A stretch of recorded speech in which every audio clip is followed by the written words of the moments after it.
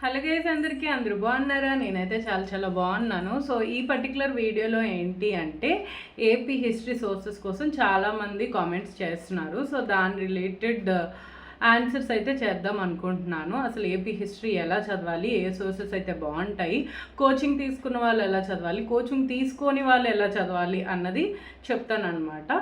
So first మీరు ఒకవేళ coaching తీసుకుంటే ఆ కోచింగ్ నోట్స్ ప్లస్ ఏదైనా ఫ్యాక్ట్స్ ఇచ్చిన స్టాండర్డ్ టెక్స్ట్ బుక్ మీరు ఫాలో అవ్వచ్చు. ఆ స్టాండర్డ్ టెక్స్ట్ బుక్ ఏంటి ఫాలో అవ్వచ్చు? ఏదైనా ఫాలో అవ్వచ్చు. షైన్ ఇండియా వాళ్ళ ఏపీ హిస్టరీ బుక్ అయినా ఫాలో అవ్వచ్చు, లేదంటే కరీం సార్ది ఉంది వాళ్ళదైనా ఫాలో అవ్వచ్చు, లేదంటే జోగినాయుడుదైనా ఫాలో అవ్వచ్చు, మీ ఇష్టం. ఆ 3 సోర్సెస్లో మీరు ఏదైనా చూస్ చేసుకోవచ్చు. అండ్ నెక్స్ట్ కోచింగ్ తీసుకొని వాళ్ళు ఎలా చదవాలి అన్నది చెప్తాను.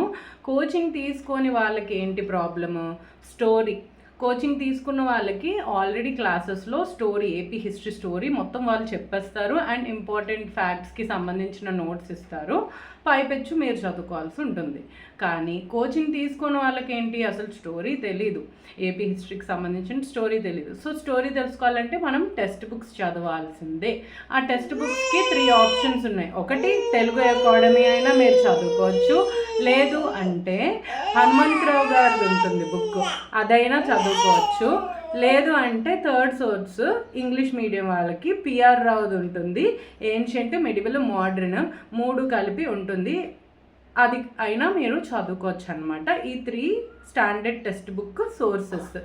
అయితే ఇవేంటి, ఓన్లీ స్టోరీయే మనకు బాగా తెలుస్తుంది, ఫ్యాక్ట్స్ అన్నవి ఇందులో బాగా కవర్ చేయరండి. అంటే కల్చర్ వైజ్ కవర్ చేయలేదన్నమాట.